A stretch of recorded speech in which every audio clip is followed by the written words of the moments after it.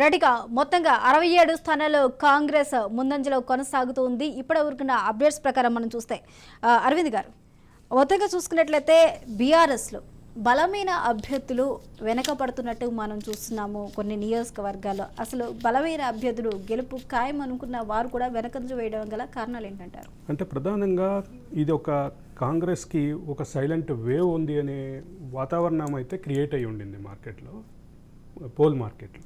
And pole market అని ఎందుకంటున్నా అంటే పోలింగ్లో అంటే ఓటర్ యొక్క మైండ్ని ప్రభావితం చేసే పలు అంశాలు ఈరోజు కాంగ్రెస్ ఖచ్చితంగా వాడుకుంది. కాంగ్రెస్ వాడుకునే క్రమంలో నిరుద్యోగ సమస్య కానీ, నిరుద్యోగ సమస్య అంటే కూడా ముఖ్యంగా నిరుద్యోగం అనేది సమస్య కాకపోవచ్చు, కానీ పబ్లిక్ సర్వీస్ కమిషన్ అన్నిసార్లు పేపర్ లీక్ అవ్వటం, ఈ తతంగం అంతా బాగా నెగటివ్ అయింది. అదే సందర్భంలో రైతు రుణమాఫీ సక్రమంగా అమలు చేయలేదనేటటువంటి విషయం ఒక పక్కన ఉంది. రెండోది, కాంగ్రెస్ 6 హామీల పేరుట ఒక భరోసా ఇవ్వగలిగింది. ఆ 6 హామీలు కాంగ్రెస్ చేస్తుందన్న నమ్మకాన్ని క్రియేట్ చేయగలిగింది. ఆ క్రియేట్ చేసిన కారణంగానే ఈరోజు ప్రజల మద్దతు పొందింది. దాంతోపాటు అనేక అంశాలు ఉన్నాయి. శాంతి భద్రతల సమస్య విషయానికి వస్తే ఒక రకమైనటువంటి పాజిటివ్ యాంగిల్, ఫ్రెండ్లీ పోలీసింగ్ అని చెప్పి, అదే సందర్భంలో అంటే ప్రభుత్వానికి వ్యతిరేకంగా ఉన్న వాళ్ళందరి మీద కేసులు పెట్టి, ఉదాహరణకి రేవంత్ రెడ్డి మీద 185 కేసులు ఈ గత 4 ఏళ్ల కాలంలో పెట్టారని చెప్పి రేవంత్ రెడ్డి స్వయంగా చెప్పారు.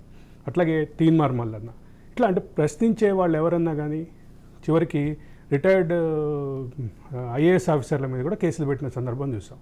వీటన్నిటితోటి కొంత ఇబ్బందికరమైనటువంటి పరిస్థితి ఉంది. ఇవన్నీ కలిసి ఒక కాంగ్రెస్కి అనుకూలమైనటువంటి అంశాలుగా కాంగ్రెస్ వీటిని వాడుకునేటటువంటి పరిస్థితి. వీటన్నిటితో పాటు బీజేపీ 6th గేర్లో వెళ్తున్నటువంటి బీజేపీ 1st గేర్లోకి వచ్చి హైవే నుంచి సర్వీస్ రోడ్లకు రావటం, మళ్ళీ తర్వాత ప్రభుత్వ వ్యతిరేకతను గమనించి మళ్ళీ స్పీడ్ అందుకోవటం, ఈ కన్ఫ్యూజన్, బీజేపీ యొక్క కన్ఫ్యూజన్ని కాంగ్రెస్ సక్సెస్ఫుల్గా వాడుకున్నటువంటి పరిస్థితి కనిపిస్తోంది. అయితే అరవింద్ గారు, ఇక మీరు చెప్పినట్టుగా ప్రధానమైనటువంటి అభ్యర్థులు రాష్ట్ర మంత్రులు అనేక మంది ఓడిపోతున్న పరిస్థితి కనిపిస్తుంది. తలసాని ఒకరు లీడ్లో కనిపిస్తున్నారు. సబితా ఇంద్రారెడ్డి స్వల్పంగా లీడ్లో ఉంది. నిరంజన్ రెడ్డి స్వల్పంగా లీడ్లో ఉన్నారు. పోచారం శ్రీనివాసరెడ్డి అయితే సేఫ్గా ఉన్నట్టుగా ప్రాథమికంగా తెలుస్తోంది. మల్లారెడ్డి లీడ్లో ఉన్నారు. తర్వాత సబితా ఇంద్రారెడ్డి, మల్లారెడ్డి కొంచెం మార్జినల్ లీడ్లో కనిపిస్తున్నారు. జగదీశ్వర్ రెడ్డి కేవలం 700 ఓట్లు 1000 ఓట్ల మధ్యలో ఊగిసలాడుతూ ఉంది ఆయనకు సంబంధించిన లీడు. వీటన్నిటికంటే ముఖ్యంగా గజ్వేల్ నియోజకవర్గంలో కేసీఆర్ మొదటి రౌండ్ తర్వాత కేవలం 300 ఓట్ల ఆధిక్యతతో ఉండడం కూడా పాయింట్ టు బి కన్సిడర్.